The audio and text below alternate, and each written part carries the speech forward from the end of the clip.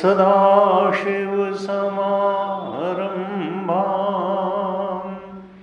शङ्कराचार्यमध्यमाम् अस्मदाचार्यपर्यन्तां वन्दे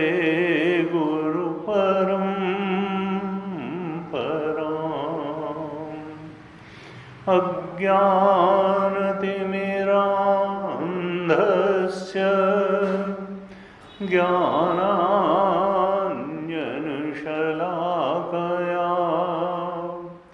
चक्षुरुन्मीलितं येन तस्मै श्री गुरवे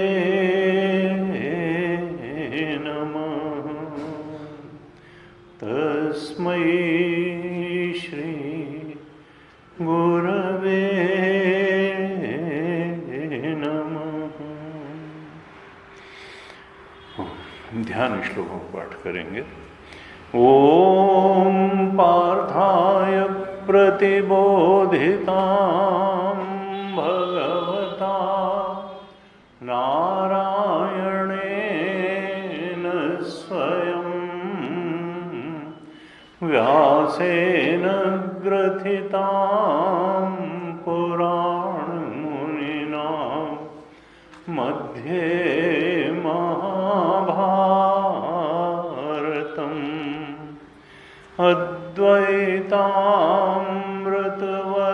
अद्वैतामृतवर्षिणीं भगवतीम् अष्टादशाध्यायिनीम्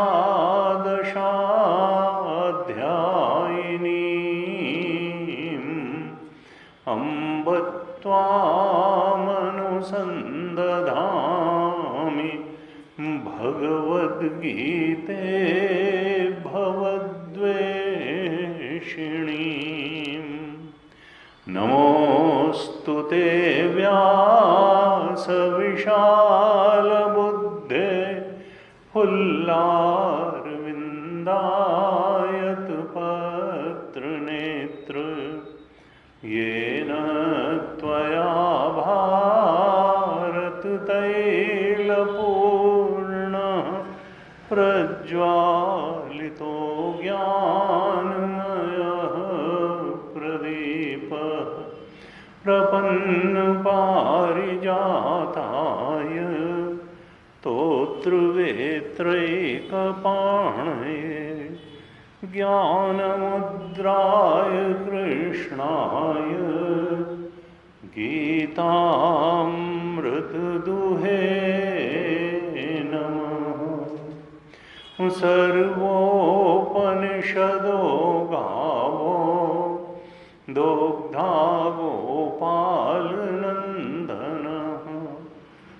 पार्थो वत्सः सुधीर्भोक्ता दुग्धं गीतामृतं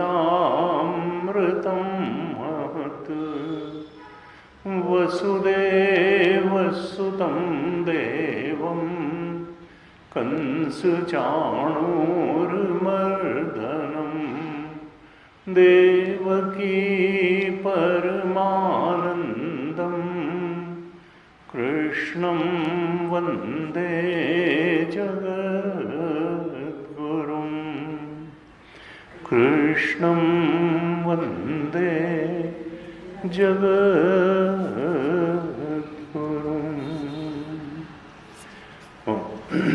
श्रीमद् भगवद गीता के सप्तम अध्याय पे 7th चैप्टर भगवद गीता हम चर्चा कर रहे हैं। तो कुछ श्लोकों को पाठ कर लेते हैं। हमने पिछली कक्षा तक श्लोक संख्या 12 तक चर्चा की थी, तो श्लोक संख्या 12 से ही पाठ करते हैं। चैप्टर 7 श्लोक नंबर 12 आप दोहराइए। ये चैव सात्विका भावा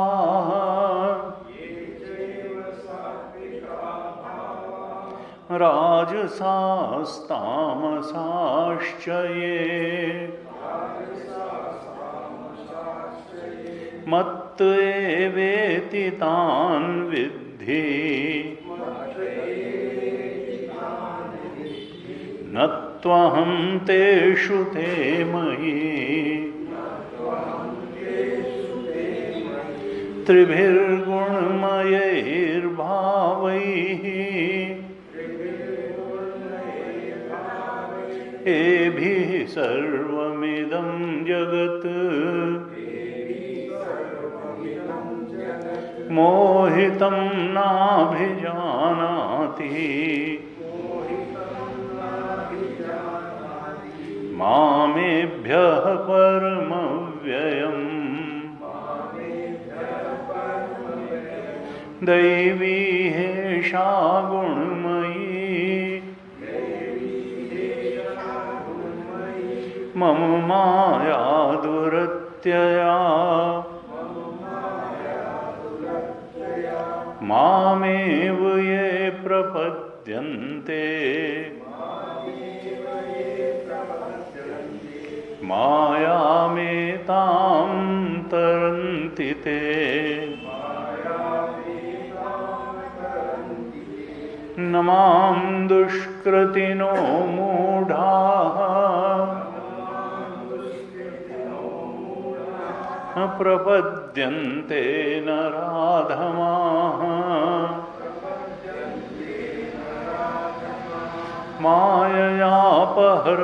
माययापहृतज्ञानाः आसुरं भावमाश्रिताः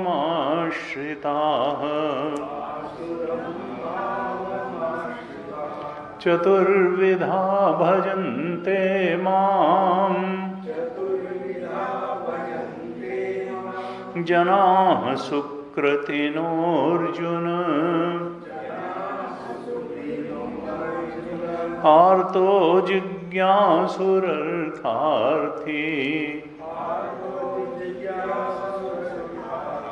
ज्ञानी च भरतर्षभ तेषां ज्ञानी नित्ययुक्तः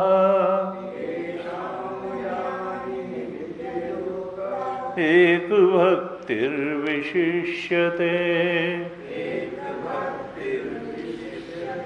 प्रियो हि ज्ञानिनोत्यर्थम्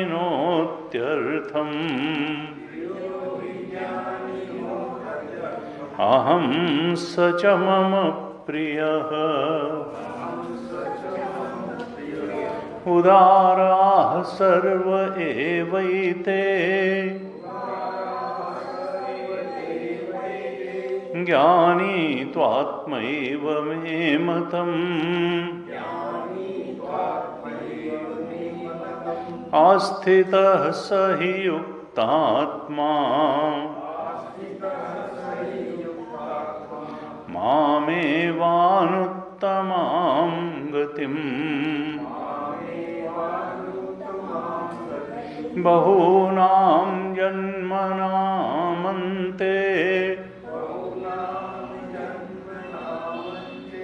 ज्ञानवान् मां प्रपद्यते वासुदेवः सर्वमिति स महात्मा सुदुर्लभः कामैस्तैस्तैर्हृतज्ञानाः प्रपद्यन्तेऽन्यदेवताः तं तं नियममास्थाय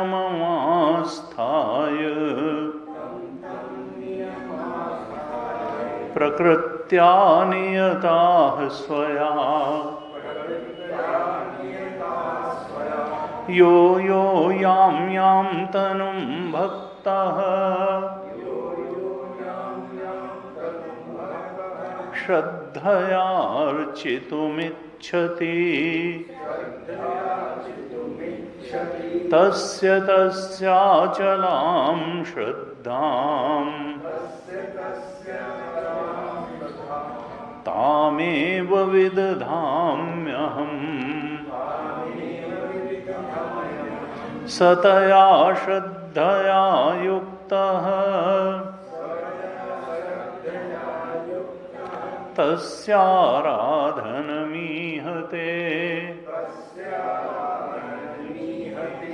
लभते च ततः कामान् मयैव विहितान् हितान् अन्तवत्तु फलं तेषाम् तद्भवत्यल्पमेधसाम् देवान् देवयजो यान्ति मद्भक्ता यान्ति मामपि मद्भक्ता यान्ति मामपि।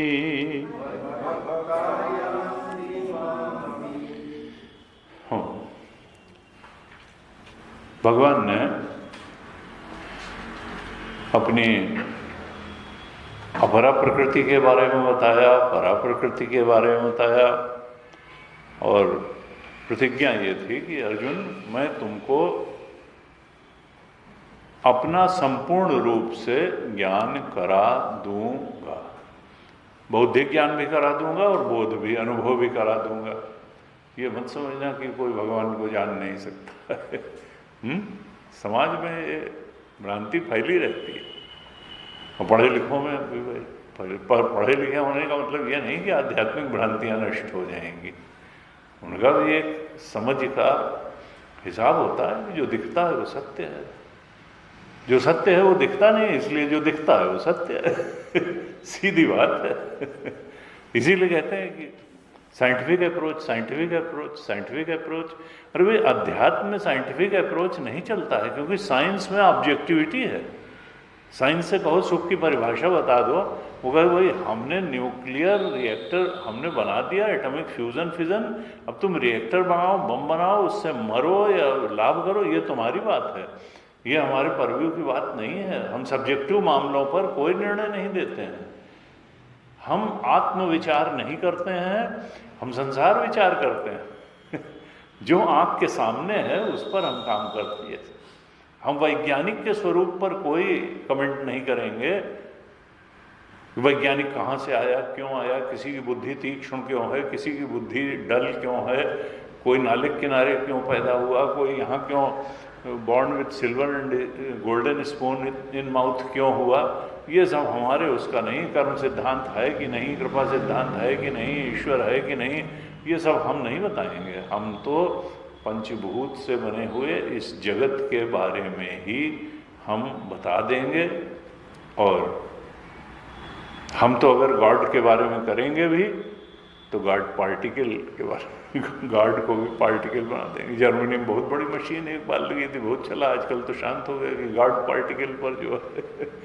तो यहाँ क्या है कि जो जानते हो उससे भी परे है, जो जानोगे उससे भी परे है। उपनिषद में कहा वो जितना तुम मनसिवांग अगोचर, वो तो जानने वाला जो तत्व है वो आत्मा है, वो परमात्मा है। वो बुद्धि द्वारा जाना नहीं जा सकता है, वाणी द्वारा बताया नहीं जा सकता है। ये गीता और उपनिषद तो इशारे हैं उधर, उन इशारों को पकड़ करके हम उधर चल सकते हैं। लेकिन भगवान ने क्या कहा यहाँ कि मैं तुमको अपना यानी परम सत्य का यानी परमात्म तत्व का बिल्कुल बोध करा दूंगा। असंशयम समग्रम माम यथा ज्ञास्यसि तत् शृणु। असंशय रूप से कोई संदेह नहीं रह जाएगा। विवेकानंद सबसे पूछते थे तुमने भगवान को देखा है? और जब रामकृष्ण परमहंस के पास गए तो उन्होंने कहा जितनी स्पष्टता से तुम मुझे देख रहे हो उससे ज़्यादा स्पष्टता से मैंने भगवान को देखा है। तब उनको लगा रे ये तो उल्टी बात निकल गई। नहीं तो लोग दाएं बाएं कर देते हैं कि नहीं वो करने से दिख जाते हैं और शास्त्र में छुपे हैं और इनके छुपे हैं, वो हमारे गुरु ने देखा था, वो फलाने महात्मा ने देखा था। असंशयम समग्रम माम यथा ज्ञास्यसि तच्छृणु। ज्ञानम ते हम सविज्ञानम वक्ष्यामि। ऐसे पूरी तरह से तुमको बता दूंगा, ज्ञान भी करा दूंगा, बोध विज्ञान भी करा दूंगा। और वो ऐसा सत्य है, परम सत्य, कि जिसको जानने के बाद और कुछ जानना शेष नहीं रहता है। सपने से जाग के अगर जागृत अवस्था में आ गए तो यही तो है कि जागृत सपने से बड़ा सच था। अब सपने की कौन सी चीज जानना शेष रह गई? जब तुम जागृत में जाग गए तो सपना तो मिथ्या हो गया, ये जान लेना। इसी तरह जागृत जो है उसको आत्मा में जब जाग गए तो जागृत स्वप्नवत मिथ्या हो गया। तो अब जागृत में जानने की कौन सी बात रहेगी? बस ये जानना है यहाँ कि to know illusion and illusion is the only way to transcend illusion. कि मिथ्या को मिथ्या जान लेना ही, प्रतीयमान सर्प को की प्रतीयमानता को, मिथ्यात्व को जान लेना ही सर्प के भय से मुक्ति हो जाना है। ये जीवत्व, ये अविद्या कामना कर्म, आत्मा के अज्ञान के कारण हम जीव बने बैठे हैं और संसार कामना के कारण अविद्या कामना। अविद्या चूंकि आत्मा आनंद स्वरूप आत्मा को नहीं जान रहे हैं, इसलिए जिसको जान रहे हैं संसार को, वहीं आनंद पाने की दौड़ में फंसे पड़े हैं, जो कि मिलेगी नहीं। अविद्या कामना कर्म भागवत जी में भी आया था और शंकराचार्य भगवान तो बार बार यही कहते हैं कि हमारी मूल समस्या क्या है? अज्ञान, अविद्या, आत्मा को न जानना। वो जानते ही जानत तुम्हें हुई जाई, सोई जानत तुम देहु जना। यमे वैश वृणुते तेन लभ्या। जो हृदय से उसका वर्ण करता है उसके समक्ष ये आत्मदेव अपने को अनावृत कर देते हैं। अर्थात उनसे प्रेम करना है, वही प्रेम करने लायक हैं, वही वर्ण करने लायक हैं। और सब काम चलाऊ चीजें हैं। ये शरीर भी काम चलाऊ है, संबंध भी काम चलाऊ है, ये संसार काम चलाऊ है, ये साधन मात्र है। साध्य के रूप में ये ठीक नहीं है इसको वर्ण करना, साधन के रूप में ठीक है। साधन धाम मोक्ष कर द्वारा, अपाय न जे परलोक, यानी आत्मलोक संवारा। सो परत्र दुख पावै, सिर धुनि धुनि पछताए, काल ही कर्म ही ईश्वर ही। नर्तन सम नहीं कौन्यु देही, जीव चराचर जातत यही। स्वर्ग नर्क अपवर्ग निसेनी, ज्ञान विराग भगति शुभ देनी। कुछ भी पा सकते, इससे मोक्ष भी पा सकते हैं, स्वर्ग भी पा सकते हैं, हीन योनियों में कुकर्म करके जा भी सकते हैं। भगवान ने कहा इसको जानने के बाद, मुझे जानने के बाद, आत्म तत्व को जानने के बाद और कुछ जानना शेष नहीं रह जाएगा। ज्ञातम अवशिष्यते न, यह ज्ञातम अवशिष्य, यहाँ कुछ जानने के लिए नहीं रह जाएगा और कुछ पाने के लिए भी नहीं रह जाएगा। बोध के बाद इसीलिए कहते हैं ब्रह्मज्ञानी जो है उसको ये हो जाता है, ये नहीं होता किम हम साधु न करो अकर्वम। अरे मैंने वो पुण्य का काम क्यों नहीं कर लिया? कि हम पाप, या कोई पाप अगर हो गया है तो ये नहीं था अरे मेरे से वो पाप क्यों हो गया। नादत्ते कस्यचित् पापम न चैव सुकृतम विभु अज्ञानेन आवृतम ज्ञानम तेन मुह्यन्ति जन्तवः।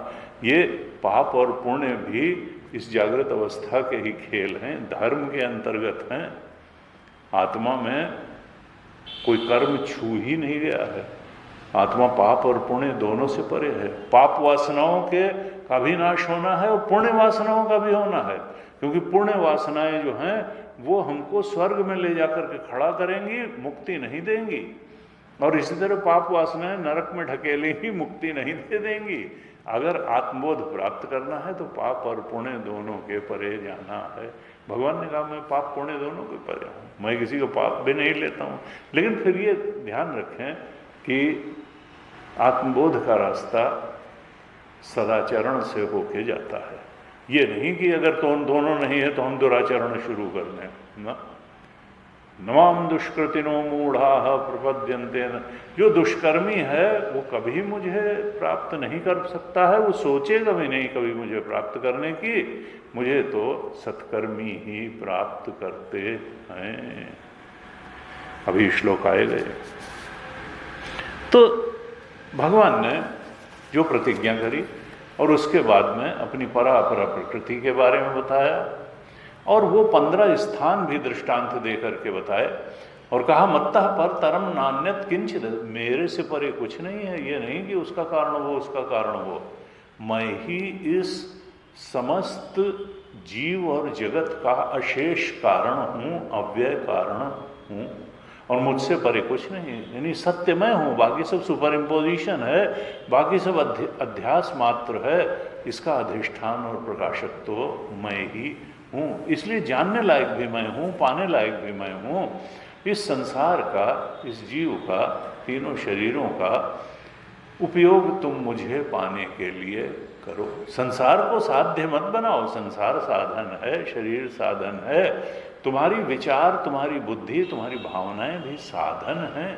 साधन के रूप में सब स्वीकार, लेकिन साध्य परमात्मा है, आत्मा है। अपना स्वरूप, सच्चे स्वरूप का दृढ़ बोध में स्थित हो जाना साध्य है। संसार में बहुत कुछ पा लेना साध्य नहीं है, क्योंकि संसार मिल के भी नहीं मिलेगा, और परमात्मा मिले बिना ये नहीं होगा। कृतकृत्यता नहीं आएगी कि पा लिया जिसको पाना था, पा लिया जिसको पाना था, हैं? यही चर्चा हो रही है। 69 ईयर में प्रेसिडेंट ऑफ अमेरिका बने, 73 में हार गए जब 73 साल के थे। अब 78 साल में फिर जो है बन रहे हैं। और अगर ये हो जाए कि एक टर्म और अभी मिल सकता है, वहाँ तो है कि 2 टर्म से ज़्यादा, 8 साल से ज़्यादा कोई, तो तिवारा भी अभी लड़ेंगे जब 83 साल के हो जाएंगे। ऐसा नहीं है। तो इस संसार में कभी ये नहीं होता कृतकृत्य पा लिया जिसको पाना था। मरते दम तक आदमी पाने के ही चक्कर में लगा रहता है। जब सबसे शक्तिशाली देश का सबसे पावरफुल आदमी भी अपूर्णता अनुभव करता है, बेचैनी अनुभव करता है, तो लगता है और पाना है और पाना है, तो हमारे यहाँ के पद वाले और धन वाले लोग अगर और पाना में लगे रहेंगे तो इसमें कौन, यानी शरीर पूरा हो जाएगा, इच्छा पूरी नहीं होगी, कृतकृत्यता नहीं आएगी कि पा लिया जिसको पाना है। वो तभी आएगी जब आत्मबोध होगा, जब अल्टीमेट रियलिटी में दृढ़ स्थिति होगी, तभी ये बात आएगी कि पा लिया, कृत्य हो गया, करने को कुछ बचा नहीं, पाने को कुछ बचा नहीं, जानने को कुछ बचा नहीं। गीता ने कहा वो अर्जुन मैं तुम्हें बताने जा रहा हूँ। फिर 15 दृष्टांत बताए कि यहाँ यहाँ तुम मुझे देखो। हमने चर्चा करी 8 से 11 तक 4 श्लोकों में वो 15 दृष्टांत बताए थे, और हमने पिछली कक्षा में 12वां श्लोक पे चर्चा की थी। भगवान ने 12वें श्लोक में पहली बार गुणों की चर्चा करी। ये चैव सात्विका भावाः राजसास् तामसाश्च ये मत्त एवेति तान् विद्धि न तु अहम तेषु ते मयि।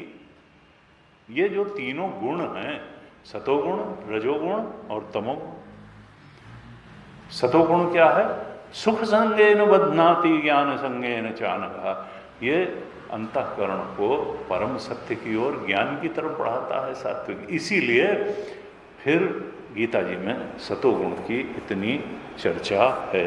पहली बार इस 7वें अध्याय के 12वें श्लोक में भगवान ने स्पष्ट रूप से त्रिगुण की चर्चा की, सतोगुण, रजोगुण, तमोगुण की चर्चा की और कहा इन गुणों को मत एवेति, तुम मुझसे ही उत्पन्न हुआ जानो। और ये सारा जगत यानी अनात्मा जितना है, जगत हमारी स्किन के बाहर नहीं शुरू होता है, जगत हमारी चेतना के बाहर शुरू होता है। यानी हमारा कारण शरीर भी, वासनाएं भी जगत का पार्ट हैं, बॉडी माइंड इंटेलेक्ट भी जगत का पार्ट है, जीव परसीवर फीलर थिंकर भी जगत का पार्ट है, और ऑब्जेक्ट इमोशन थॉट यानी स्किन के बाहर का संसार भी जगत का ही पार्ट है।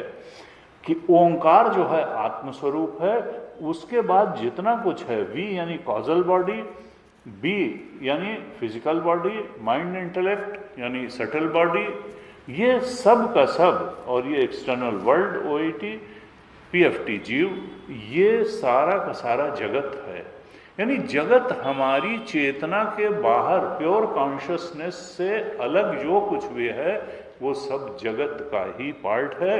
और जगत माया से बना हुआ है, माया त्रिगुणात्मिका है, सतोगुण, रजोगुण और तमोगुण से ही बना हुआ है।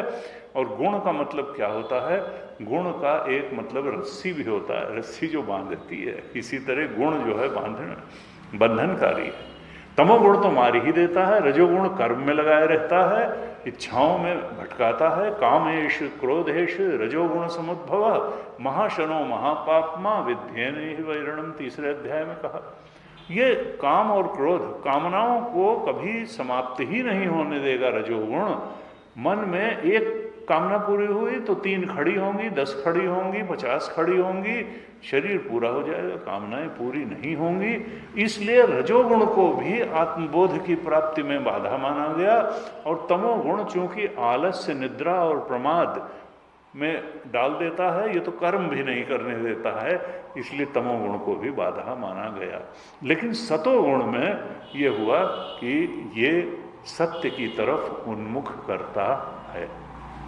इसलिए गीता जी में बार बार कहा गया कि सात्विक दिनचर्या बनाओ, सात्विक आहार बनाओ, सात्विक अपना स्वाध्याय बनाओ, सत्संग बनाओ, तुम्हारा जीवन समग्र रूप से सात्विक बने।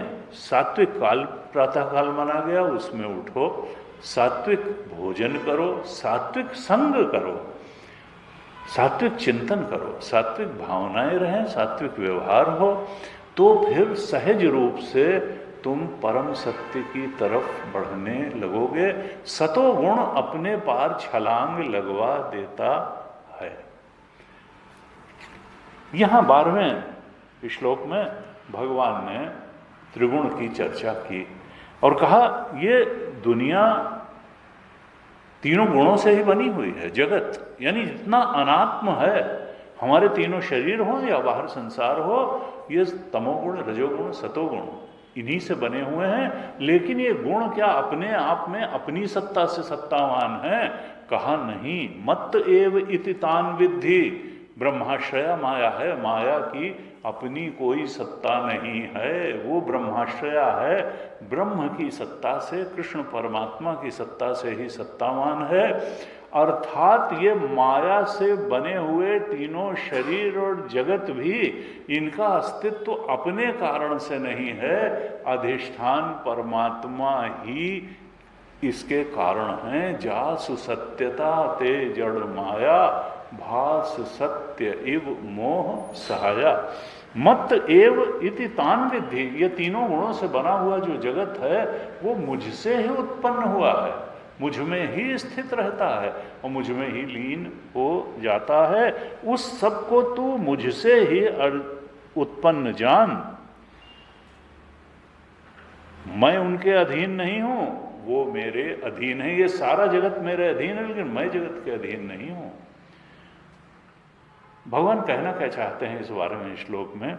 ये जो त्रिगुणात्मिका सृष्टि है, ये जो माइक सृष्टि है, जो त्रिगुण से बनी हुई है, ये भगवन्मयी है, ये चिन्मयी है, सर्वम खलु इदम ब्रह्म, ये सब ब्रह्म हमको नहीं दिखाई देती है, क्योंकि हम वासना से आक्रांत बुद्धि से चीजों को देखते हैं, अपने को भी वासना से आक्रांत बुद्धि को देखते हैं और संसार को भी वासना वासित बुद्धि से देखते हैं। इसलिए हमको सत्य नहीं दिखाई देता, हमको इस संसार में और अपनी चेतना के रूप में परमात्मा ब्रह्म नहीं दिखाई देता, बल्कि हमको अंदर इच्छाएं दिखाई देती हैं और बाहर जगत के आकर्षण दिखाई देते हैं। जबकि वहाँ क्या है, बाहर भी ब्रह्म है और अंदर भी ब्रह्म है, जो अधिष्ठान है वो ब्रह्म है। सर्वम खलु इदम ब्रह्म, ये जितना भी सृष्टि त्रिगुणात्मिका है ये भगवन्मयी है, चिन्मयी है, ब्रह्ममयी है। लेकिन हमको वो दृष्टि जुटानी पड़ेगी कि हम इसको ब्रह्ममयी, हमको अंदर कभी वासनाएं दिखाई देती हैं, कभी चिंताएं दिखाई देती हैं, कभी उदासी दिखाई देती है, कभी ऊब दिखाई देती है, कभी फ्रस्ट्रेशन दिखाई देता है, कभी डिप्रेशन दिखाई देता है, और बाहर हमको भी तमाम परिस्थितियां दिखाई। नहीं, ये सब सत्य नहीं है। असल में ये हमारी देखने का एंगल है। वो अंदर जो वासनाएं हैं वो दिखाती हैं। नीला चश्मा लगा के नीला दिखता है, हरा चश्मा लगा के हरा दिखता है।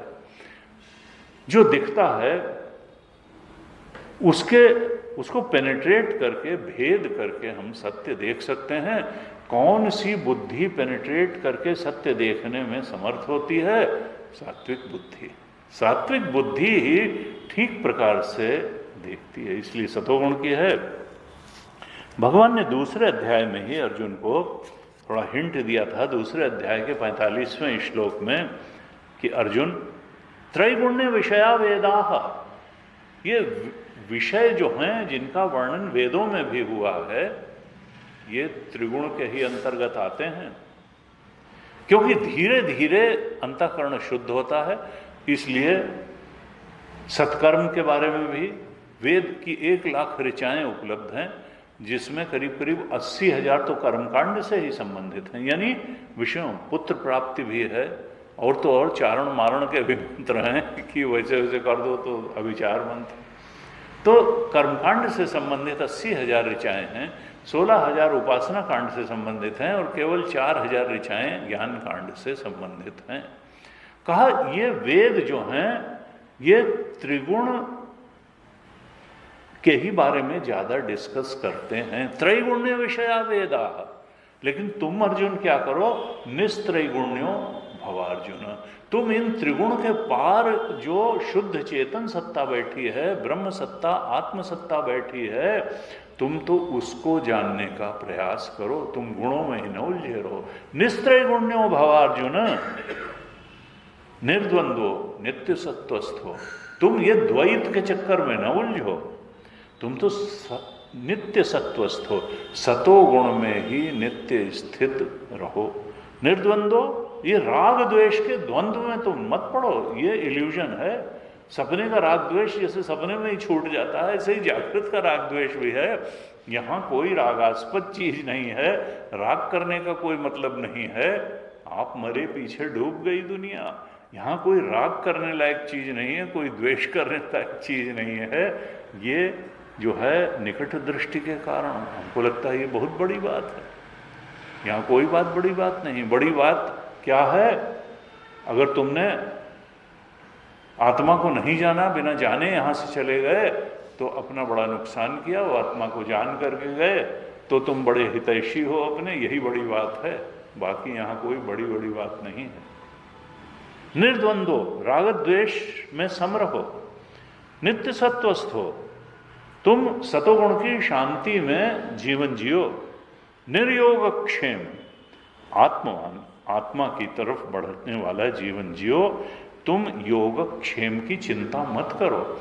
अगर तुम परमात्मा की तरफ बढ़ोगे तो योग क्षेम की चिंता परमात्मा करेंगे। अनन्याश्चिन्तयन्तो माम ये जनाः पर्युपासते तेषां नित्याभियुक्तानां योग क्षेमम वहाम्यहम्। तुम्हारे योग और क्षेम की चिंता वो करेगा जिसके सहारे तुम जी रहे हो, जिसको पाने के लिए तुम जी रहे हो, जिसको जानने के लिए जी रहे हो, उसकी ताकत तुमसे बहुत ज़्यादा है, उसका ज्ञान भी तुमसे बहुत ज़्यादा है, और उसके अंदर अनुग्रह करने की, कृपा करने की शक्ति भी बहुत ज़्यादा है। बस ये है कि कहते हैं मांगने वाले की तरह मांग, तुमको मांगना आना चाहिए, उसके यहाँ कोई कमी नहीं है। कहा देखो जीव की लेकिन स्थिति क्या है, तुलसीदास जी ने लिखा, माया ईस न आप कहूं जान कहिए सो जीव। जो माया को नहीं जानता कि माया का पसारा क्या है, त्रिगुणों का खेल नहीं समझता है माया को, और ईश्वर को भी नहीं जानता है कि माया का अधिष्ठान ब्रह्म का स्वरूप क्या है। माया ईस न आप कहूं, और अपने आप को भी नहीं जानता जीव। जान कहिए सो जीव। जीव क्या है, न माया को जानता है, न ईश्वर को जानता है, न अपने आप को जानता है। और बंध मोक्ष प्रद सर्व पर माया प्रेरक शिव या ईश्वर। तो जीव की परिभाषा की कि माया ईश न आप कहूं जान कही सो जीव। और बंध मोक्ष बंधन काहे का है, भोग का ही तो बंधन है, डिजायर्स का ही तो बंधन है। इच्छा तो बाहर संसार में कुछ पाके भोग के सुखी हो जाने की होती है। तो बंधन क्या है, ये भी भोग मिल जाए, वो भी मिल जाए, ये भी पालें, वो भी। तो बंध मोक्षप्रद, और मुक्ति देने वाला भी वही है और बंधन देने वाला भी वही है। कृपा कर दे, सात्विक अंतःकरण बन जाए, उधर बढ़ना हो जाए, उसकी कृपा हो जाए तो मुक्ति की तरफ बढ़ा। बंध मोक्षप्रद, और सबके परे है, सब कुछ के परे है। बंध मोक्षप्रद सर्व पर, सारे कुछ के परे है, सारे अनात्म के परे है, तीन शरीरों के परे है, और माया का प्रेरक है। ऐसा ईश्वर है। उसके बिना वो मायाधीश है, वो मायातीत है, मायाधीश है, और हम माया के अधीन हैं। अभी आएगा श्लोक। अपनी ताकत से माया के पार जाना सरल नहीं है, ईश्वर की कृपा से ही पार जाना होता है। और ईश्वर जानता है कौन हाथ पैर मार रहा है और कितनी प्रगाढ़ इच्छा से मार रहा है, तब वो हाथ पकड़ के निकाल लेता है। तो कहा कि ये श्लोक 12वां बताता है कि देखो एक परमात्मा की ही सत्ता है, और जितने महाभूत हैं, त्रिगुण हैं, उनसे बनी हुई सृष्टि है, यह आभास मात्र है, माया ब्रह्माश्रित है। तो ब्रह्म ही इस सृष्टि का मूल है, मूल उपादान ब्रह्म ही है, परमात्मा ही इस जगत का आधार है। जगत तो सुपर इम्पोजिशन है, शरीर भी सुपर इम्पोजिशन है। तो भगवान ने इस प्रकार से यहाँ त्रिगुण की चर्चा की और ये बताया कि देखो ये सृष्टि भगवन्मयी है, मत्त एवेति तान विद्धि, और ये सब मेरे अधीन है, मैं इनके अधीन नहीं हूं। 13वें श्लोक में भगवान कहते हैं जब सब कुछ भगवान ही है, किसी ने जब तू ही तू है, तू ही तू है, तो फिर क्यों पर्दा करके बैठा है? तो फिर पर्दा करके क्यों बैठा है? जन्मा क्यों नहीं देता? उनका मैं तो प्रकट हूं, लेकिन तुम ही पर्दा करके, जीव ही मुझसे पर्दा करके बैठा है। वासनाओं का पर्दा उसी ने लगा रखा है कि हमको मत दिखाओ, नहीं हमारा सब नष्ट हो जाएगा, हमारे जगत भी तुम बिगाड़ दोगे, हमारी वासनाएं बिगाड़ दोगे। हमने जो जो सब खड़ा किया है स्ट्रक्चर एक निश्चित व्यू के साथ, तुम तो बस सब इधर उधर कर। इसी लोग सत्संग में नहीं जाते, नाचने गाने तबला पेटी सत्संग में चले जाते हैं, वेदांत के सत्संग में नहीं जाते उनको लगता है सब बिगड़ जाएगा, इतना बढ़िया सब। यहाँ भगवान शंकराचार्य 12वें और 13वें श्लोक के बीच का एक संबंध भाष्य लिखते हैं, जिसमें भगवान के स्वरूप का भी उन्होंने वर्णन किया है। 202 पेज के एकदम प्रारंभ में कहा, एवं भूतम अपि परमेश्वरम। भगवान तो ऐसे हैं कि तमोगुण रजोगुण सतोगुण से बनी हुई ये जो माइक सृष्टि है उसके अधिष्ठान वही हैं, वही तो हैं ही हैं, बाकी तो सुपर इम्पोजिशन है, अध्यास है। एवं भूतम अपि परमेश्वरम, और वो साक्षात हैं, वही तो हैं, सर्वम खलु इदं ब्रह्म। वो कैसे हैं? नित्य शुद्ध बुद्ध मुक्त स्वभाव, उनमें कभी कोई त्रिगुण की कालिमा छू ही नहीं गई है, नित्य शुद्ध हैं। उनका ज्ञान भी कभी हमारे जीव के ज्ञान की तरह से मलिन नहीं होता है। बुद्ध हैं, नित्य शुद्ध हैं, बुद्ध हैं, वो कभी माया के बंधन में नहीं आते हैं। माया को तो सत्ता वो देते हैं, मायातीत मायाधीश हैं, नित्य शुद्ध। वो कभी ऐसा नहीं हुआ कि पैदा हुए और मर जाएंगे, नित्य हैं, नित्य हैं, शुद्ध हैं, बुद्ध हैं, मुक्त स्वभाव है। ये उनका स्वाभाविक गुण है, नित्य शुद्ध बुद्ध मुक्त स्वभाव है परमेश्वर का। तो पहले ये लक्षण बता रहे हैं, इस रूप में हमको परमेश्वर का ध्यान करना चाहिए।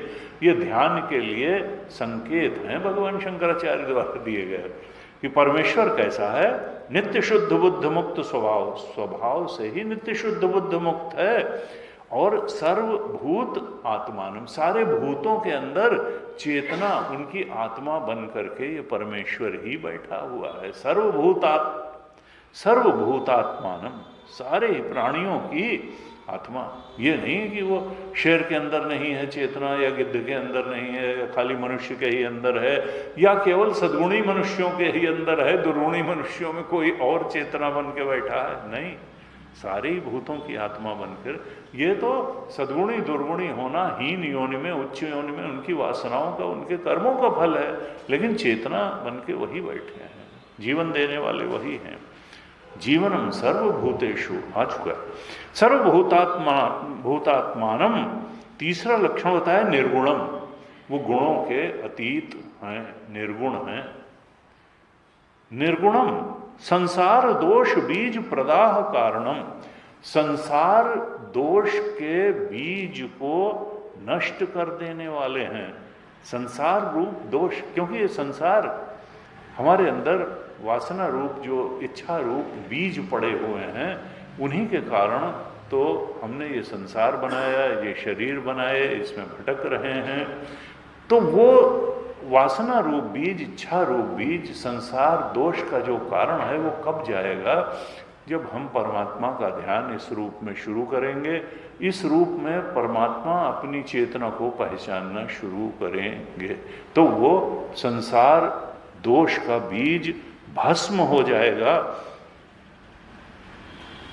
ऐसा जो है, ये जो चार लक्षणों वाले परमात्मा हैं, नित्य शुद्ध बुद्ध मुक्त स्वभाव, सर्वभूतात्मानम, निर्गुणम, संसार दोष बीज प्रदाह कारणम, माम न भी जानाति। लेकिन लोग मुझे ऐसा नहीं जानते हैं।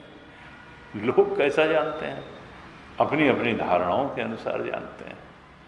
ऐसा नहीं है, भगवान को मानने वाले हैं, लेकिन भगवान का जो सच्चा स्वरूप है, उस रूप में भगवान को जानने वाले बहुत कम लोग हैं। माम ना भी जानाति, लोग मुझे ऐसा नहीं जानते हैं। जगत इत अनुक्रोशम दर्शयति, भगवान शंकराचार्य जी लिखते हैं, भगवान शंकराचार्य, कि इस प्रकार से मानो जगत के लोगों पर भगवान एक आक्रोश व्यक्त कर रहे हैं कि मेरा जो स्वरूप है और स्पष्ट है, उस रूप में लोग मुझे नहीं जानते हैं, और इसीलिए परेशानियों में पड़ते हैं, दुख पूर्ण जीवन जीते हैं, क्योंकि अज्ञान कभी सुख का कारण नहीं होता है। अब जब इतना सब स्पष्ट है, सर्वम खलु इदं ब्रह्म, तब फिर लोग क्यों नहीं जानते हैं? तच्च किन निमित्तम जगतः अज्ञानम इति उच्यते, फिर किस निमित्त से जगत का अज्ञान है? सारे लोगों में ये जो भगवान के सच्चे स्वरूप का अज्ञान है, इसका कारण क्या है? तो भगवान शंकराचार्य कहते हैं, अब भगवान स्वयं ही इसका कारण 13वें श्लोक में बताते हैं कि जब मैं इन चार लक्षणों वाला हूँ, फिर तो, और सब स्पष्ट है कि सर्वम खलु इदं ब्रह्म, माया तो सुपर इम्पोजिशन है, फिर भी लोग मुझे इस रूप में नहीं जानते। तो क्यों नहीं जानते हैं? तो 13वें श्लोक में वो कारण बता रहे हैं। त्रिभिर गुणमयी भावैहि एभि सर्वमिदं जगत मोहितम न अभिजानाति मामेभ्य परम अव्ययम। कहा त्रिभिर गुणमयी भावैहि इदम जगत मोहितम, ये जगत मोह में पड़ा हुआ है। मोह का मतलब क्या होता है? उल्टी बुद्धि। जैसे चीज को देखना चाहिए वैसे नहीं देख पाता है, कुछ और करके देख लेता है। मोहित है कि क्यों मोहित है, किस बात से मोहित है? त्रिभिर गुणमयी भावई, तीनों गुणों से उत्पन्न जो भाव हैं। ये भाव शब्द 12वें श्लोक में भी आया था और वहां पर भाव का अर्थ भगवान शंकराचार्य ने किया था। थिंग्स एंड बीइंग्स, अंदर मनोभाव है और बाहर पदार्थ है। अंदर हमको मनोविकार परेशान करते हैं, सत्य को जानने नहीं देते और संसार की तरफ भागने को मजबूर करते हैं। कामनाएं, काम क्रोध लोभ मोह मद मत्सर, अंदर से मनोविकार मनोभाव परेशान करते हैं और बाहर क्या है, संसार के पदार्थ परेशान करते हैं कि वो हैं और आकर्षक हैं और इनको पाओ।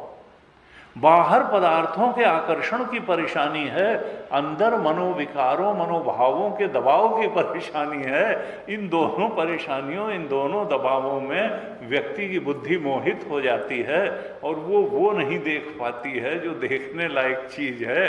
अंदर के दबाव से परेशान होकर बाहर की आकर्षक चीज को पाने के लिए दौड़ती है। और ये खेल क्या है?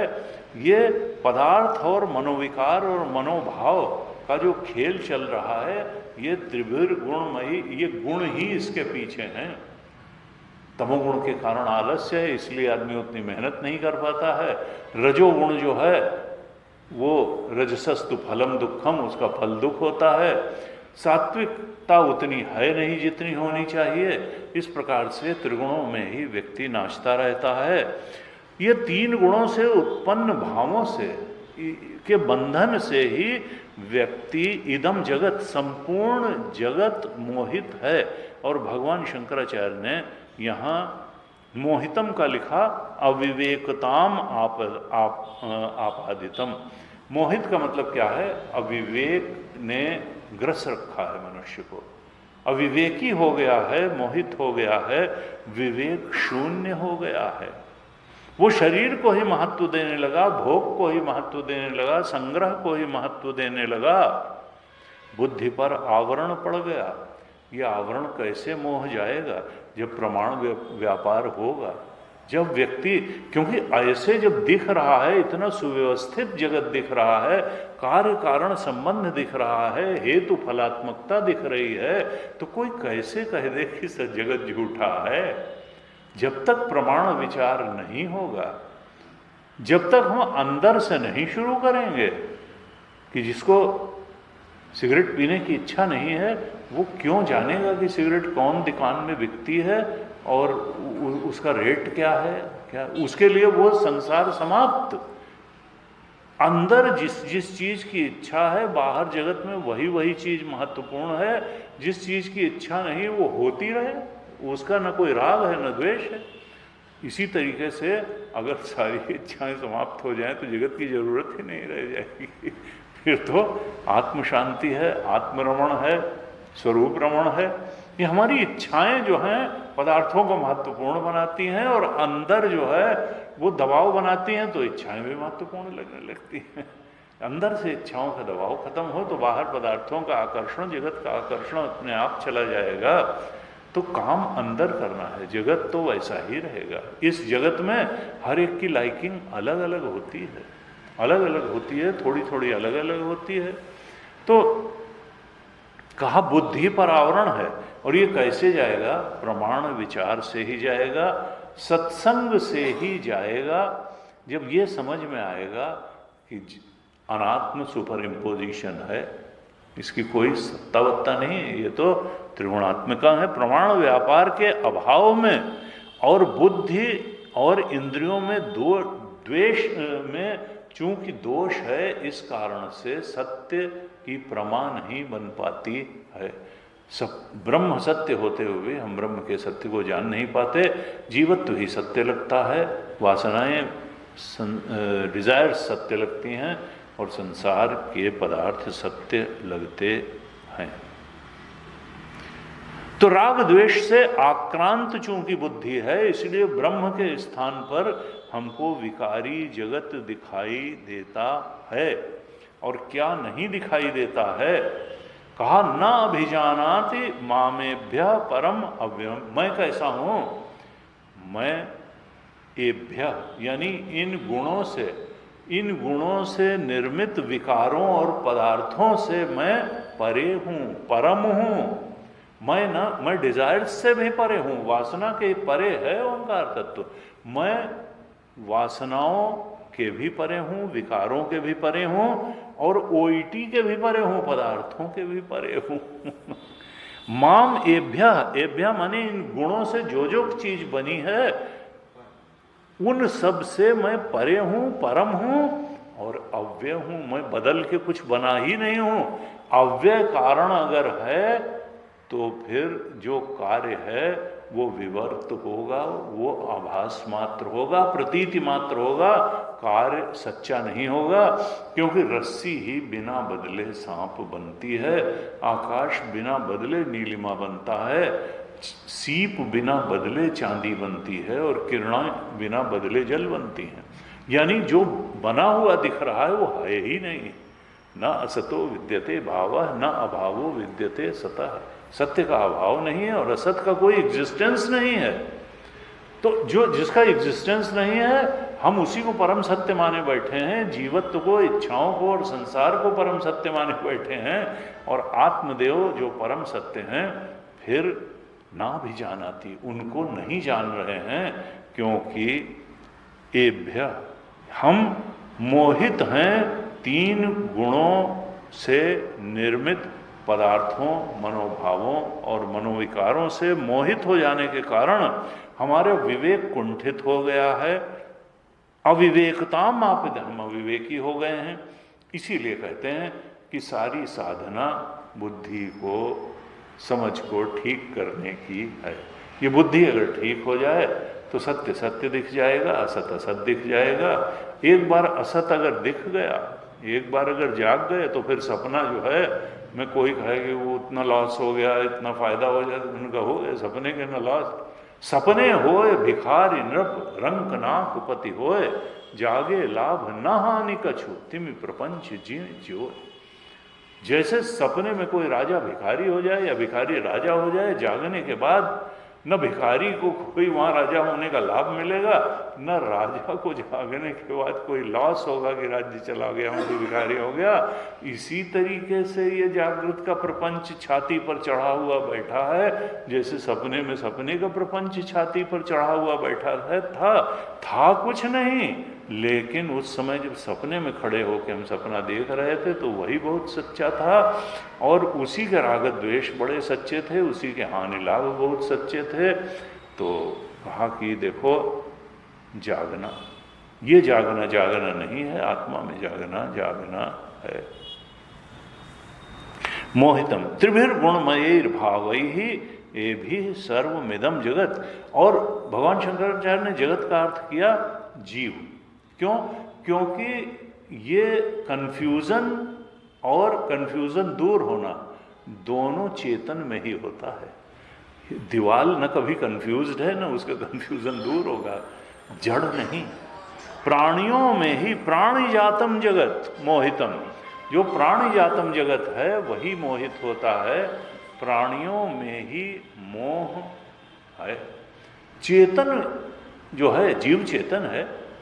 हाँ, यह है कि सत्य का बोध उसको नहीं, लेकिन कुछ बोध तो है ही है। संसार को तो जानता ही है, इच्छाओं को तो जानता ही है, प्लान तो कर ही सकता है। अविवेकी बुद्धि है, लेकिन बुद्धि तो है। राग द्वेष से मोहित है। तो कहा देखो, जब तक प्रमाण व्यापार से अधिष्ठान का ज्ञान नहीं होता तब तक व्यक्ति प्रपंच को मिथ्या नहीं कह सकता है। तीनों गुणों से उत्पन्न भावों द्वारा, पदार्थों, विकारों, मनोभावों द्वारा ही ये प्राणी जगत मोहित है। और फिर अगर ज्ञान हो जाए तो न अंतःकरण है, न विकार हैं, और न अंतःकरण में भासने वाले पदार्थ ही हैं। असल में अंतःकरण भी, ये बुद्धि अंतःकरण चतुष्टय, ये भी तो माया से ही बना हुआ है। बाहर के जो संसार के पदार्थ हैं वो भी न वृत्ति सत्य है, न वृत्ति से जाने जाने वाले विषय सत्य हैं। सत्य तो आत्मा है जो वृत्ति को सत्ता दे रही है। वो ज्ञानात्मक न हो तो फिर वृत्ति कहाँ जाएगी? डीप स्लीप में सारी वृत्तियां लीन हो जाती हैं और व्यक्ति, ये तो टूल है वृत्ति, thought is only a tool, जिसका कि उपयोग करना चाहिए। संसार में भी जो जितना थॉटफुल है वो उतना आगे बढ़ता है। विवेकी क्या मतलब होता है? थॉटफुल। थॉट का जो जितना अच्छा उपयोग जीवन में कर सकता है वो उतना आगे बढ़ता है। और थॉट का उपयोग अगर हम परमात्मा को पाने के लिए करें तो फिर हम परमात्मा को भी पा सकते हैं। हमको, हमारे लिए संसार पाने का भी टूल विचार है और भगवान पाने का टूल भी विचार है, चिंतन। गीता बार बार कहती है अनन्यास चिंतयन्तो, चिंतन ही वो टूल है। अभ्यास योग युक्तेन चेतसा नान्यगामिना परमं पुरुषम दिव्यम याति पार्थानुचिंतयन्। अविचार कृतो बंधा विचारेण निवर्तते। अविचार से ही बंधन है और विचार से, चिंतन से, थॉट का ठीक उपयोग करके हम उस बंधन से मुक्त हो सकते हैं, आत्मा के भी स्वरूप को जान सकते हैं। तो विचार बड़ा महत्वपूर्ण है और उसमें भी परमात्मा का विचार, सात्विक विचार हो। विचार का विषय हमेशा सात्विक हो और परमात्मा से बड़ा कौन श्रेष्ठ होगा। इसीलिए भगवान पूरी गीता में बार बार इस बात को जोड़, अनन्य चेता सततम यो माम स्मरति नित्यशः, अनन्य रूप से जो नित्य ही मेरा स्मरण करता है, तस्या हम सुलभा, तो उसके लिए मैं दुर्लभ नहीं हूं। दुर्लभ इसलिए हूं क्योंकि व्यक्ति अपने विचारों को संसार में भटकाता रहता है। परमात्मा में लंबे समय तक एकाग्रता से विचार लगाने में असमर्थ होने के कारण फिर जिसका विचार करोगे, ये यथा माम प्रपद्यन्ते तांस तथैव भजाम्यहम्, जो मेरी जिस रूप में आराधना करता है मैं भी उसको उसी रूप में प्राप्त हो जाता हूँ। अगर तुम बड़ी गाड़ी खरीदने में अपना विचार लगाओगे, बड़ा मकान बनवाने में लगाओगे, तमाम संसारिक अचीवमेंट पे लगाओ तो भगवान वही दे देंगे। और अगर तुम भगवान को पाने के लिए विचार लगाओगे तो भगवान अपने आप को दे देंगे। तो विचार, अविचार कृतो बंधा विचार है। तो इस तरह से 13वें श्लोक में कहा कि ये व्यक्ति क्यों नहीं जान पाता है, क्योंकि वो मोहित है, अविवेकी बना दिया गया है। 3 गुणों द्वारा उत्पन्न मनोविकारों, मनोभावों और बाहर पदार्थों के आकर्षण द्वारा वो अविवेकी बना दिया गया है। इसलिए वो परमात्मा जो अव्यय है उसको नहीं जान पाता है, जो उसका स्वरूप है उसको नहीं जान पाता है। वो तो गुणों से अतीत है, अविनाशी है, भाव विकारों से रहित है। इस परमात्मा को मोहित, इन विकारों द्वारा मोहित प्राणी जीव नहीं जान पाते हैं। इस प्रकार से 13वें श्लोक में भगवान ने क्यों नहीं जान पाते इसका कारण बताया। अब 14वें श्लोक में, ये 14वां श्लोक बड़ा महत्वपूर्ण है और इस 7वें अध्याय का प्राण श्लोक कहा जाता है, प्राण श्लोक कहा जाता है। तो क्यों नहीं जान पाते ये तो भगवान ने 13वें श्लोक में बता दिया। अब ये त्रिगुण माया रूपी नदी को, त्रिगुण रूपी नदी को कैसे पार किया जाए और परमात्मा को कैसे जाना पाया जा सकता है, उनके बोध में दृढ़ता से प्रतिष्ठित हुआ जा सकता है, इस बात को अब 14वें श्लोक में बताने वाले हैं कि ये इस माया को मनुष्य तर कैसे सकता है। इन जो अंदर से मनोविकार सताते हैं, बाहर से पदार्थों का आकर्षण सताता है, माया जो ये खेल खेल रही है चेतना के साथ, इस माया के खेल के पार कैसे? सो नर इंद्रजाल नहीं भूला, जा पर होए सुनट अनुकूला। वो मनुष्य, ये इंद्रजाल है, जादू का खेल है, हैं? अभी अभी आदमी हंसता खेलता है और पता चला कि परसों अरे वो तो जा रहे थे, वो अचानक हार्ट अटैक हुआ चले गए। सो नर इन जा पर होए, तो ये तो इतना जो है चुटकी बजाते संसार बदलने वाला है। This too will pass away, this too will pass away, this too will pass away, हर चीज यहाँ बीत जाती है तो इसके पहले कि ये शरीर बीत जाए, इसके पहले कि हम जो है अगले शरीर में जाएं नीचे ऊंचे, कि हमको इस माया की नदी को पार करना है, हमको अपने सच्चे स्वरूप को पहचानना है। तो उसके लिए क्या है, कहते हैं दैवी हेषा गुणमयी मम माया दुर्त्य। भगवान सावधान करते हैं कि आसान नहीं है इसको पार करना, क्योंकि ये जो गुणमयी मेरी माया है, गुणमयी माने त्रिगुणमयी, ये सतोगुण रजोगुण और तमोगुण के से की जो माया है, त्रिगुणात्मिका माया है। यहाँ भगवान ने एक तरह से माया की परिभाषा भी दे दी। कुछ लोग कहते हैं ना योग माया, जैसे योग माया कोई बड़ी रहस्यमय चीज हो। तो गुरु जी कहते थे देखो योग, जब ये तीनों गुण बराबर मात्रा में रहते हैं तब उसी को योग माया कहते हैं। यानी ऐसा नहीं है कि माया त्रिगुणात्मक, तीनों उसमें रहेंगे ही रहेंगे। ज्यादा कौन है कम कौन है इसका अंतर हो सकता है। तो हमें क्या करना है कि तमोगुण और रजोगुण को कम करते चले जाना है जीवन से, और सतोगुण को बढ़ाते चले जाना है। तब हमारी साधना उन्नति की तरफ बढ़ती चली जाएगी, हम परमात्मा की तरफ बढ़ते चले जाएंगे। तो रहेंगे तो तीनों गुण, गुणमयी है ये मेरी माया, क्या है त्रिगुणमयी है, तीन गुण वाली है। इनका योग ही योग माया कहा जाता है। दैवी ही ऐसा, और ये डिवाइन है, ये मेरी है, डिवाइन है, दिव्य है। दिव्य है मतलब स्वर्ग में देवता बन के भी चले जाओगे तो माया छोड़ नहीं देगी, उच्च लोकों तक इसकी पहुंच है, डिवाइन है। देवता लोग भी गलत काम कर जाते हैं, देवता लोग भी इच्छाओं के दबाव में आकर के दुष्कर्म कर बैठते हैं। भागवत में बहुत से जिक्र हैं, चंद्रमा ने ऐसा किया, बृहस्पति ने ऐसा किया, उन्होंने ऐसा किया। ये दिव्य है, ये अद्भुत है, दैवी है, अनिर्वचनीय है, परलोक तक है। बहुत चमकदार दिखाई देती है लेकिन इसकी चमक नकली है। कोई चमक दिखती है चमकदार, है वह नहीं, नकली चमक है। ये डिवाइन है, दैवी है, दैवी ही ऐसा। ये बिल्कुल दिखाई देता है, जगत दिखाई देता है, वासनाएं भी दिखाई देती हैं, इच्छाएं दिखाई, ऐसा बिल्कुल दृश्यमान है। ये गुणमयी है, ये त्रिगुण वाली है। और ये कैसी है, मम माया, ये मुझ परमात्मा की माया है, ब्रह्माश्रया माया है, ये भगवान की माया है।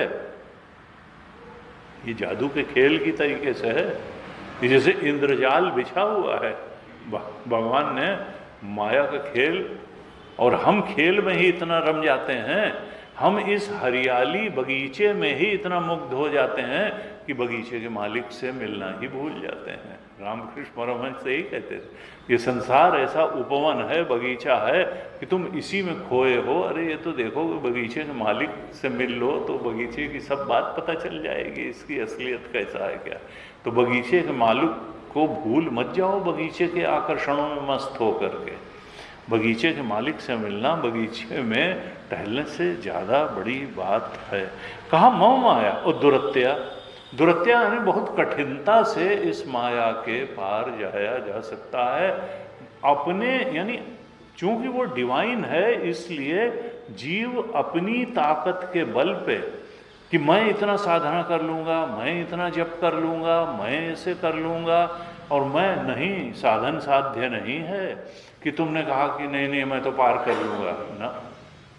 तुम्हारी ही कृपा तुम्हें रघुनंदन, पावहि भगत भगत उर चंदन। तुम्हारी कृपा से ही अपने हृदय की चंदन जैसी शीतलता के रूप में तुम्हारा भक्त तुमको प्राप्त कर लेता है, लेकिन तुम्हारी ही कृपा।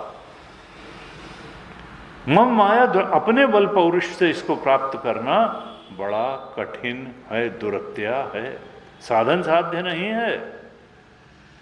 जब तुम उसकी शरण पकड़ोगे, सर्वधर्मान परित्यज्य माम एकम शरणम व्रज, हम तो असर भगवान ही जब पापों से मुक्त करेंगे जब हम पूरी तरह से वर्ण कैवल्य करके, अब हमारा वर्ण और कोई नहीं है। मीरा ने कहा मैं तो गिरधर के रंग रांची रे, कहो तो भगवा वेश रंगाऊं, कहो तो मोतियन मांग सजाऊं, तो मैं तो गिरधर के रंग रांची रे। तो जब वर्ण कैवल्य होगा और सब चीज जो है बाद में है, पहले हमारा परमात्मा है, परमात्मा का वर्ण। जब वर्ण की एकाग्रता होगी और तब उसमें सरेंडर होगा, 10 चीजों का वर्ण करेंगे तो फिर भगवान के वर्ण में शिथिलता आएगी। कहा देखो ये पहली लाइन में तो भगवान माया कितनी शक्तिशाली है इसको बता रहे हैं कि दैवी है, दिखाई देती है। जब सब कुछ हेतु फलात्मक दिखाई दे रहा है उनके पिताजी को, तो कैसे कह दो कि ये जो है कार्य कारण संबंध दिखाई दे रहा है जगत में। और इसी को गौड़पादाचार्य जी ने मांडव के उपनिषद की कारिका में मिथ्या कह दिया था कि भाई पिछले जन्म में, पिछले शरीरों में जो कर्म किए उससे ये शरीर मिला, इस शरीर में भी जो कर्म करेंगे प्रारब्ध से अगला शरीर मिलेगा। तो फिर कोई जब पहला शरीर मिला होगा उसके पहले क्या वो बिना कर्म क्या ही मिल गया होगा? पहले मुर्गी की पहले अंडा, मुर्गे से अंडा है, पहले बीज की पहले पेड़, बीजांकुर न्याय, पहले बीज था तो उससे पेड़ बना, पेड़ के बिना बीज कैसे बना? तो ये सब कार्य कारण संबंध मिथ्या है।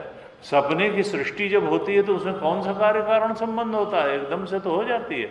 मिथ्या चीज में कार्य कारण खोजना बेकार की बात है। जो चीज है ही नहीं उसमें तुम कहो कि सांप का कारण रस्सी है, अरे सांप हो तो उसका कारण देखो, जब सांप है ही नहीं तो उसका कारण क्या तलाश रहे हो? कार्य कारण भाव मिथ्या, सत्य तो परमात्मा है और वही है, उसका तो अभाव है, कार्य नहीं है। तस्य कार्य में न विद्यते। तो कहा ये दैवी है, गुणमयी है, सामने दिखती है, दृश्यमान है और दुरत्या है, पार करना बहुत कठिन है। और मेरी है, ईश्वरीय माया है, मम माया है। अब कैसे इसको माया में ताम तरंतिते, मेरी इस माया को कौन पार करता है, कौन तर सकता है? दुरत्या माया को भी, मेरी इस दुरत्या माया को भी कौन तरंती, कौन तैर के पार कर सकता है? तो कहा मामे ये प्रपद्यन्ते, जो मेरे चरणों में प्रपत्ति करता है, जो मेरी भक्ति करता है, प्रपत्ति करता है, वो पार हो जाता है। लेकिन एक चीज इसमें पूरे श्लोक में ध्यान देने वाली है कि ये नहीं कहा कि माम ये प्रपद्यन्ते, जो मेरी प्रति मेरी शरण ग्रहण करते हैं, मेरी प्रपत्ति करते हैं, मेरे शरणागत होते हैं, एव भी लगाया, जो मेरे ही शरणागत होते हैं। ऐसा नहीं कि थोड़ा अपने बैंक बैलेंस के शरणागत हैं, थोड़ा अपने माता पिता के, थोड़ा अपने संबंधियों के, थोड़ा अपने बहुत सबॉर्डिनेट पड़ोसी के, ना ना, माम एव, रक्षा करेंगे तो भगवान करेंगे, रक्षिष्यति, बाकी सहारे हिलने वाले हैं। हमने सोचा वक्त पे वो काम आएंगे, उन्होंने कहा क्या बताएं, हम तो खुद ही इतनी परेशानी में पड़े हैं। ना ना, सारे सहारे हिलने वाले हैं। ये न हिलने वाला सहारा है वो इनफॉलिबल रूप से आपका हितैषी है।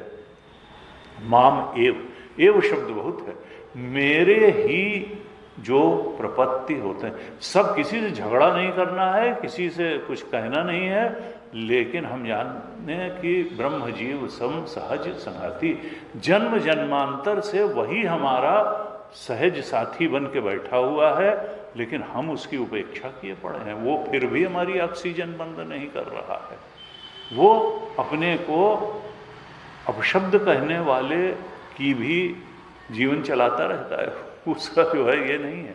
तो जो लेकिन भक्त के ऊपर उसकी विशेष कृपा होती है। माया में ताम तर, माम एव, मेरे ही शरणागत रहो, सर्वधर्मान परित्यज्य माम एकम शरण, ये गीता जी में बार बार आता है, मुझ एक की शरण पकड़ो, 10 चीजों की नहीं। माम एव ये प्रपद्यन्ते, माम एकम शरणम व्रज, मुझ एक की शरण में रहो, क्योंकि शरण लेने लायक वही है और कोई शरण, न तुम्हारी बुद्धि शरण लेने लायक है कि मैं अपनी चालाक बुद्धि की शरण में हूँ, न मैं बैंक बैलेंस की, न अपने तिकड़म की, न अपने मनक्रम वचन छाण चतुराई, भजत कृपा करी हैं रघुराई, निर्मल मन जन सो मोहि पावा, मोहि कपट छल छिद्र न भावा। अपने को चालाक मत समझो, कृष्ण बहुत चालाक है। शकुनी इसीलिए डरता था केवल कृष्ण से कि मैं तो इधर चालाक बना हूँ, कपटी हूँ, लेकिन ये मुझसे ज़्यादा कुटिल है, ये मेरी हर चाल को पलट देता है। वो कृष्ण को कुटिल और कपटी ही समझता रहा, और उससे इसलिए तो कहा मामेव ये प्रपद्यन्ते, जो मेरे। और देखिए इसमें यह भी कहा, एक ये कहा है, ये नहीं कहा कि जो 20 विश्वा के ब्राह्मण होंगे वही जब मेरी प्रपत्ति करेंगे तो उन्हीं को वही माया को तर पाएंगे। नहीं, whom soever so ever it concerns, सबके लिए ये श्लोक है। ये उसमें कोई जाति का भेद नहीं है, आश्रम का भेद नहीं है, लिंग का भेद नहीं है, वर्ण का भेद नहीं है। जो भी प्राणी मात्र, हमारे यहाँ तो ये भी कहा गया कि कौवे को भी मोक्ष हो गया, हनुमान जी तो बंदर थे, उनका मुझे भी, राक्षस को भी हो गया है, विभीषण पर भी कृपा की, स्त्री द्रौपदी पर भी कृपा की। तो कुछ नहीं, जाति आश्रम लिंग वर्ण ये सब अधिकारी भेद नहीं है। मामेव ये प्रपद्यन्ते, जो कोई भी मेरी इस तरह से मेरी ही शरण पकड़ेगा, मेरी प्रपत्ति करेगा, माया में एताम तरंतिते, वो मेरी इस माया को पार कर लेगा। तो भक्ति की, हाँ, प्रपत्ति की महिमा बताई। और नहीं तो क्या है कि फिर इस जादू के खेल में व्यक्ति हंसा रहेगा। कहते हैं देखो, ये माया ने अपना जाल फैला रखा है, जैसे मछुआरा जाल फैलाता है वैसे ही माया ने जाल फैला रखा है। और वो जाल बिछाने वाले की ही तुम शरण पकड़ लो, भगवान की ही शरण पकड़ लो, क्योंकि भगवान की माया का जाल है। और जो जाल बिछाने वाले के पैर के पास मछलियां होती हैं वो जाल में नहीं फंसती हैं। तो भगवान के चरण के पास जो जीव रहेंगे वो इस माया के जाल में नहीं फंसेंगे। कबीर ने कहा, ये माया रघुनाथ की बौरी, खेलन चली अहेरा हो। ये माया जो है भगवान की दासी है, शिकार खेलने के लिए है, भगवान की दासी है। और चतुर चिकनिया चुन चुन मारे, हो न राक्षस ने आ रहा हो। जितने लोग अपने को बहुत स्मार्ट और ओवर स्मार्ट समझते थे उनको तो इसने पहले पकड़ा। चतुर चिकनिया चुन चुन मारे, को किसी को छोड़ा नहीं इसने किसी को कहा, शृंगी ऋषि वन भीतर मारे। शृंगी ऋषि वन में चले गए कि अब माया यहाँ नहीं पकड़ेगी, वहीं उनको पकड़ लिया। शृंगी ऋषि वन भीतर मारे, और सिर ब्रह्मा का भूरी हो। लक्ष्मी जी उनकी पुत्री जैसी थी, उन्हीं के पीछे दौड़ रहे। सिर ब्रह्मा का फोरी हो, और नाथ मच्छेंद्र चले पीठ दे सिंघल हूँ में।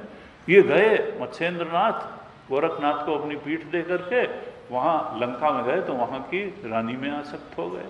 फिर गोरखनाथ गए कि जाग मच्छेंद्र गोरख, अरे गुरु जी आप कहाँ हैं? कहा नाथ मच्छेंद्र चले पीठ दे सिंघल हूँ में बोरी हो, और वेद पढ़नते विधवा मारे। उनका हम तो वेद पढ़ते हैं, वही वेद पाठी ब्राह्मण हैं, हम तो बड़े विद्वान हैं, उनको भी पकड़ लिया इसने। वेद पढ़नते विधवा मारे, और पूजा करनते स्वामी हो। जो बहुत पूजा पाठ में लगे रहते थे उनको भी पकड़ लिया इसने। अर्थ विचारत पंडित मारे, जो बहुत शास्त्रों का अर्थ विचार रहे थे उनको भी। और पूजा करनते स्वामी हो, जो पूजा में बहुत लगे हुए थे उनको भी पकड़ लिया। कहा केशव के कमला हो बैठी, और शिव के भवन भवानी हो, और साकट के घर करता धरता। गृहस्थों के घर करता धरता होके बैठी, साकट के घर करता घर धरता, हरि भक्तन की चेरी हो। लेकिन जो भगवान के भक्त हैं उनकी ये दासी है। कहे कबीर सुनो भाई साधो, ज्यों आवे त्यों फेरू। इसके चक्कर में न पड़ना कि लाओ जरा देख लें कैसा है क्या है, ना, ज्यों आवे त्यों फेरी हो। इमीडिएटली उसको हटाओ, जो भी आपको इस संसार में आकर्षक लगता है, अगर तुम हैं, वो कहते हैं ना कि नहीं नहीं हम शराब पीते नहीं हैं, हम तो बस बैठ जाते हैं, हम तो कोल्ड ड्रिंक पीते हैं, तो वो जल्दी ही तुम भी पीने लगोगे। इसलिए कहें कबीर सुनो ऐसा दो, ज्यों आओ त्यों पेरू, तुम जाओ ही वहाँ क्यों, जिस बात से तुम्हारे साधना में बाधा पड़ती है वहाँ जाने से, उसका टेस्ट करने उस माहौल में ही क्यों जाओ। कहें कबीर सुनो भाई साधो, ज्यों आवे त्यों फेरी हो। अगर तुमने ये आग है, इससे जरा भी खेलने भी तो जलोगे और फिर जो है भगवान से दूर चले जाओगे। और दूसरी तरफ भक्ति है। तुलसीदास जी ने कहा, कहो भगति पथ कमन प्रयासा, जोग न जप तप मख उपवासा, सरल स्वभाव न मन कुटिलाई, जथा लाभ संतोष सदाई। जो मिल जाए उसमें तुम संतोष से रहो, कुटिलता का त्याग कर दो, तो भक्ति का मार्ग बड़ा सरल मार्ग है। अब ये नदी कैसी है? दुरत्या है। किसके लिए दुरत्या है? जो प्रपत्ति नहीं कर पाता है उसके लिए दुरत्या है, और जो भक्ति कर सकता है, जो शरणागत हो सकता है, भगवान के भजन में लग सकता है, जो सत्संग कर सकता है, उसके लिए फिर इसको तैर के पार करना आसान है। उसके लिए दुरत्या नहीं है, उसके लिए सुगम है। अनन्य चेता सत्यम यो माम स्मरति नित्यश तस्या हम सुलभ पार्थ ने कहा, दुर्लभ नहीं है, सुलभ है। नित्य युक्त से, जो भगवान के चिंतन में ही लगा रहता है, उसके लिए दुरत्या नहीं है, सुलभ पार्थ गीता जी में उसके लिए सुलभ है। इस तरह से ये 14वें श्लोक में भगवान ने एव कहा, ये कहा, सबके लिए आश्वासन दिया, लेकिन कहा मेरा ही वर्ण करो, मेरी ही प्रपत्ति करो, मेरी ही भक्ति करो, 10 चीज़ों में अपने मन को भटकाओ नहीं, वर्ण कैवल्य करो, तो फिर तुम माया के पार चले जाओगे, सत्य के बोध में स्थित हो जाओगे। आगे भी बड़े सुंदर श्लोक हैं, हम अगली कक्षाओं में उन पर चर्चा करेंगे। हाँ जी। ओम पूर्णमदः पूर्णमिदं पूर्णात् पूर्णमुदच्यते पूर्णस्य पूर्णमादाय पूर्णमेवावशिष्यते। ओम शांति शांति शांति। हरि ओम। श्री गुरुभ्यो नमः। हरि ओम।